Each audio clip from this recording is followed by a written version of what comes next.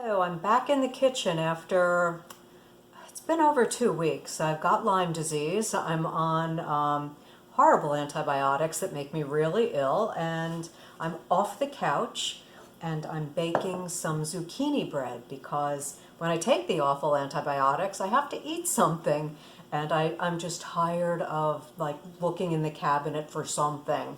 So I'm making this zucchini bread out of the only zucchini my garden produced because I was sick and I wasn't outside taking care of it. These terrible bugs came along and ate everything. So it's not been a good summer. But here's my zucchini. There's a cup all shredded up.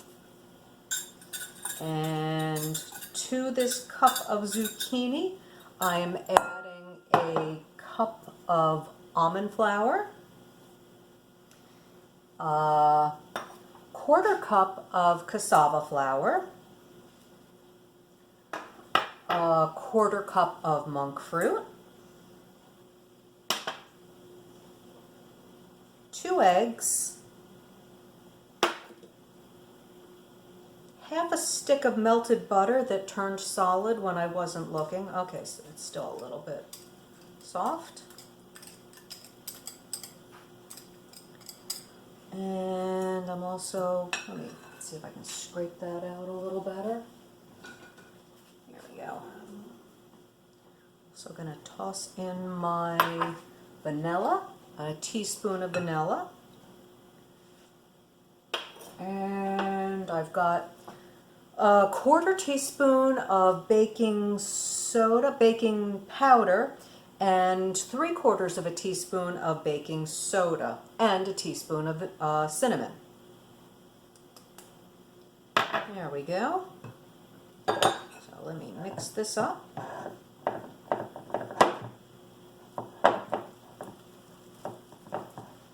I have missed being in the kitchen.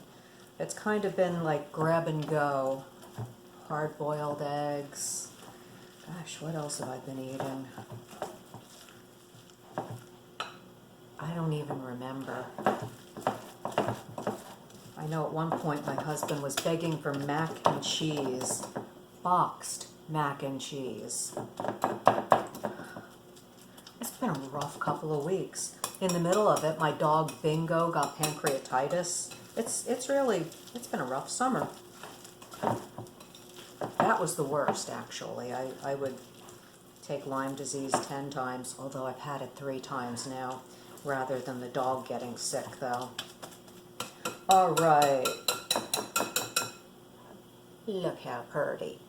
To this, I'm going to add half a cup of raisins and half a cup of chopped walnuts. Mix this in. Now, actually, I think I'm going to switch to the spatula because I've got this lump in the middle now. It doesn't work with walnuts very well.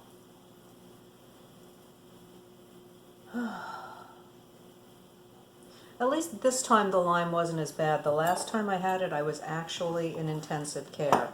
It's very serious. If you live in an area with a lot of ticks and you get a blinding headache and aching joints, get tested. It is not a laughing matter. And it's that easy. So I've got 2 loaf pans, small loaf pans, that I have greased with ghee, and then I floured with cassava flour. And I'm going to divide the batter up between the 2 of them. And I'm going to have a healthy go-to morning snack for taking the antibiotic and an evening snack. And then in 1 more week I'll be done. Life will go back to normal. I'm on the same medication schedule as my dog. How bizarre is that? I take mine, I give him his. We lay on the couch. All right.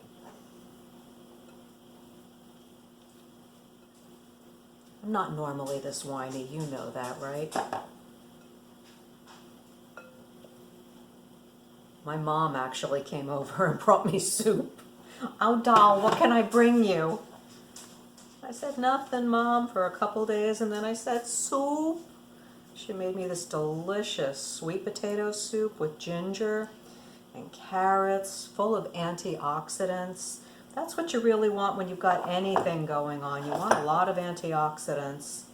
And not that this has a ton of antioxidants, but it doesn't have a ton of carbs either. So I'm really careful when I'm on antibiotics not to feed any kind of pathogens that might be growing in my microbiome. Because when you take an antibiotic, you are just wiping out your microbiome, and the pathogens are really resistant. They hang on. So you have to be careful to eat yogurt, drink kefir. Kefir is one of the few things that really hangs on. I'm also drinking my kombucha, I'm eating fermented sauerkraut. So you have to remember to take care of yourself in between. You don't take that stuff with the antibiotic, but in between. And this has some good prebiotics in the raisins and the zucchini. So that'll help feed not pathogens, but whatever good microbes are still hanging on. So that's what I'm focused on. And I'm going to put these in the oven and we'll be back. Here's how they look. Very excited, and we'll be back to see how they come out. The beautiful bread popped right out, and I'm going to slice into it and see what we got. It was in the oven for about a half hour until you touch the top and it springs back like this. If it still seems soggy, leave it in a couple more minutes, but 30 minutes was exactly what this size loaf needed. So it looks good. See how it tastes. Oh man, that's good. Real food, high protein, healthy, kind of a quick breakfast. So it will be on my website at thehealthyfoodscientist.com on the blog, and give it a try and enjoy.